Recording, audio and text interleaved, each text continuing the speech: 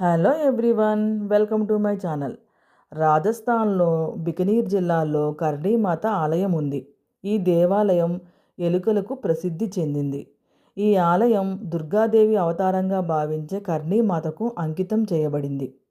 అయితే ఈ ఆలయానికి చెందిన ప్రత్యేకమైన విషయం ఏమిటంటే ఇక్కడ భారీ సంఖ్యలో నల్ల ఎలుకలు బహిరంగ తిరుగుతూ కనిపిస్తాయి. వీటిని కాబా అని పిలుస్తారు.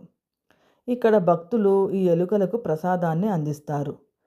ఈ ప్రసాదాన్ని ఎలుక తాకినా లేదా తినినా ఆ మిగిలిపోయిన ప్రసాదాన్ని ప్రసాదంగా భక్తులకు ఇస్తారు. ఈ ఆలయ నమ్మకం ప్రకారం ఈ ఎలుకలు సాధారణ జీవులు కావు. ఈ ఎలుకలు కర్ణీమాత వారసులు, అనుచరులకు పునర్జన్మలు.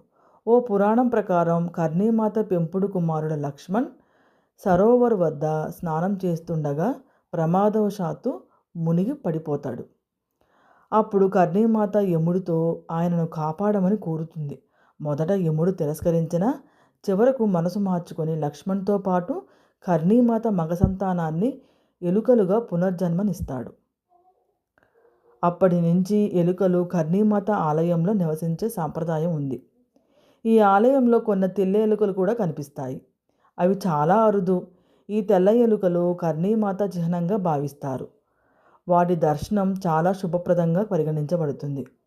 ఏ భక్తుడికైనా తెల్ల ఎలుకను చూస్తే అతని కోరికలు ఖచ్చితంగా నెరవేరుతాయని నమ్మకం. ఆలయ ప్రధాన ద్వారం వెండితో తయారు చేయబడింది. వాటిపై దేవతలు, దేవుళ్లకు సంబంధించిన పౌరాణిక కథలు అందమైన చక్కడాలుగా ఉన్నాయి. ఈ ఆలయంలో రోజుకు అనేక సార్లు హారతులు, భజనలు నిర్వహిస్తారు. ఇందులో భక్తులు భారీ సంఖ్యలో పాల్గొంటారు. ఇది ఫ్రెండ్స్ కర్ణీమాత ఆలయం గురించి. నెక్స్ట్ వీడియోలో మనం మళ్ళీ కలుసుకుందాం. నా వీడియో నచ్చితే లైక్ చేయండి, షేర్ చేయండి. నా ఛానల్ని తప్పకుండా సబ్స్క్రైబ్ చేసుకోండి. Thank you.